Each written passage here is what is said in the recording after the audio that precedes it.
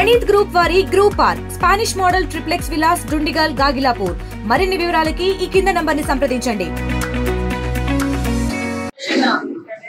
ప్రారంభోత్సవానికి రావడం జరిగిందండి. నిజంగా చాలా సంతోషంగా ఉంది. 2014 నుంచి 19 వరకు తెలుగుదేశం పార్టీ హయాంలో ఉండేటప్పుడు కోడే ప్రసాద్ గారు అప్పుడు కూడా ఎమ్మెల్యేగా ఉండేటప్పుడు ఈ ఒక మంచి కార్యక్రమానికి ఆ రోజు సంస్థాపన చేయడం జరిగింది పోలీస్ స్టేషన్.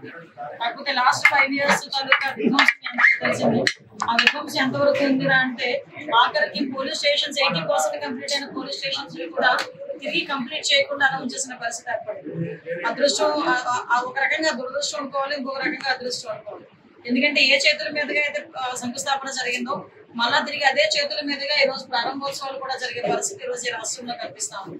దానికి సుమారుగా ఇక్కడ ప్రత్యేకంగా ఈ ఉయ్యూరు రూరల్ పోలీస్ స్టేషన్, అదేవిధంగా ఇక్కడ MDO ఆఫీస్, MR ఆఫీస్ కూడా లాస్ట్ హైవే ఎక్స్టెన్షన్ లో పోయినప్పుడు చాలా మంది స్థలం ఇవ్వడానికి ఇప్పుడు ఆ టైంలో ధరలు విపరీతంగా పెరిగిపోయినా కూడా ఈ రోజు ఉయ్యూరు పోలీస్ స్టేషన్ కి కంపల్సరీగా స్థలం ఇవ్వాలి అని ఆ రోజు సజ్జ వెంకటేశ్వరరావు గారు లాంటి చాలా మంది ముందుకు వచ్చి సజ్జ వెంకటేశ్వరరావు గారు అయితే సుమారు 20 సెంట్లు స్థలం ఈ రోజు ఇక్కడ పోలీస్ స్టేషన్ కి ఇవ్వడం, తర్వాత దాన్ని శంకుస్థాపన చేసి కన్స్ట్రక్షన్ స్టార్ట్ అయింది. 80% పూర్తయిన తర్వాత తిరిగి కంప్లీట్ చేయలేకపోవడం లాస్ట్ గవర్నమెంట్ లో మనం చూసాం.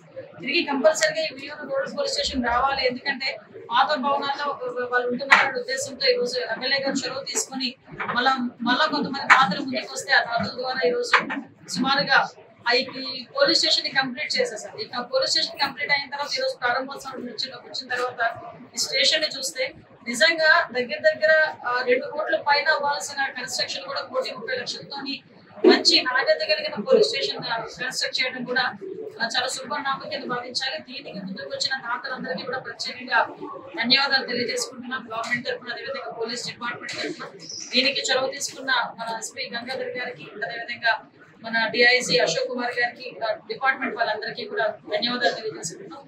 అదేవిధంగా ఇందాక ఎమ్మెల్యే గారు కూడా చెప్పారు, కంకిపాడు పోలీస్ స్టేషన్ కూడా దాన్ని కూడా 3 months లో కంప్లీట్ చేస్తాం మేడం. దానికి కూడా ఓపెనింగ్ కి రావాలని చెప్పి రిక్వెస్ట్ చేయడం జరిగింది.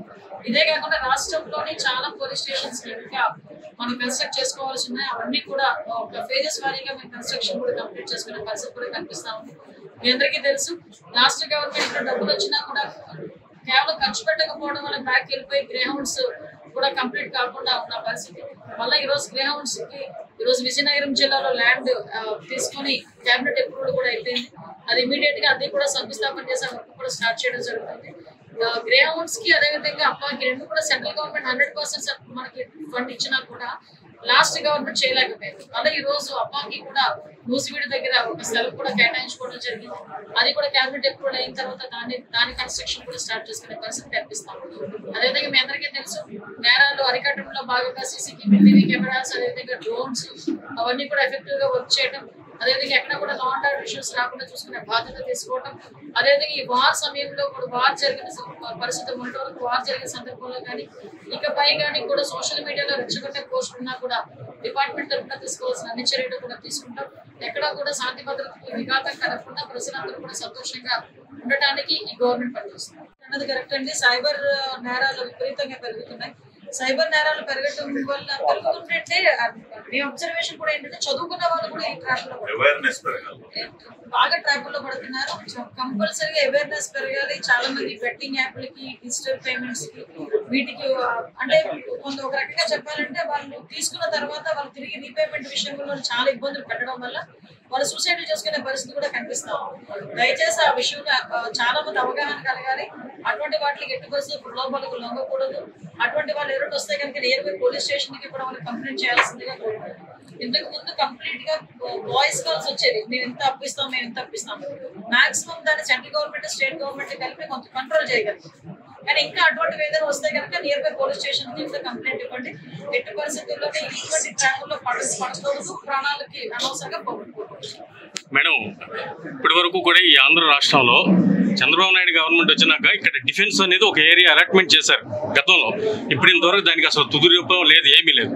భవిష్యత్తులో ఏమన్నా డిఫెన్స్ వాళ్ళకి ఏమన్నా అలాట్మెంట్ చేయడానికి అవకాశం ఉంది? కంపల్సరీగా అండి. ఏదైతే మన ఆంధ్ర రాష్ట్రానికి డిపార్ట్మెంట్ తరఫున అవసరం అవన్నీ ఇన్ఫ్రాస్ట్రక్చర్ ఇవ్వడానికి ఈ రోజు గవర్నమెంట్ సిద్ధంగా.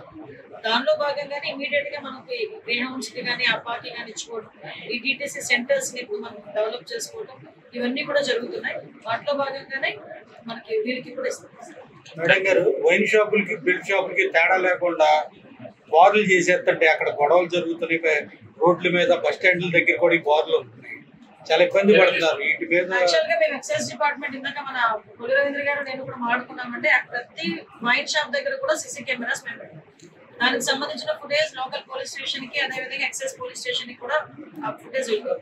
అటువంటి సంఘటనలు ఏవైనా మా దృష్టికి వస్తే కనుక ఇమీడియట్ గా మేము దాని మీద యాక్షన్ తీసుకోవడానికి రెడీగా ఉన్నాం.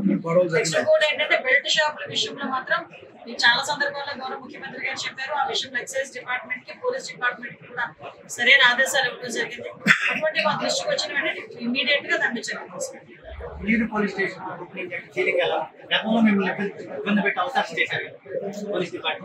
అంటే హ్యాపీగా నా ఫీలింగ్ కన్నా మా డిపార్ట్మెంట్ వాళ్ళ ఫీలింగ్ తీసుకోవాలి. ఎందుకంటే ఇంతకు ముందు మా ఇళ్ళ దగ్గర కాపలా కాసేసరికి వాళ్ళకి అయిపోయేది వాళ్ళు. ఈ రోజు గర్వంగా అనుకోవడం కాకి చొక్కా వేసుకున్న టోపీ పెట్టుకుని వాళ్ళ పనులు చేసుకుంటున్నారు. అదొక రకంగా సాటిస్ఫాక్షన్. ఎక్కడ ఏ హౌస్ అరెస్ట్ లో లేవు. మీరు అబ్జర్వ్ చేయండి, 1 year అయింది ఎలక్షన్ అయ్యి ఏ ఒక నాయకుడి ఇంటి ముందు కూడా వాళ్ళు వెళ్ళి కాపలా కాయలేదు. హౌస్ అరెస్ట్లు ఎవరిని చేయలేదు. రోగులు పట్టుకుని ఆపలేదు. ఎవరు వస్తారన్నా రండి మీ పంపి చూసుకుని జాగ్రత్తగా వెళ్ళిపోండి, రచ్చగొట్టుకోకుండా వెళ్ళిపోండి అని మేము చెప్తున్నాం. అనవసరంగా ఎవరి మీద కేసులు పెట్టలేదు. రచ్చగొట్టే దూరంలో మంటకు ఉంటే మాత్రం ఊరుకోలేదు. అందుకే చెప్తున్నా పోలీస్ పర్ఫెక్ట్ గా పనిచేసుకుంటారు. ఇండియా పాకిస్తాన్ ఉద్రిక్తతలపై లేటెస్ట్ అప్డేట్స్ కోసం డౌన్లోడ్ చేసుకోండి RTV Live యాప్.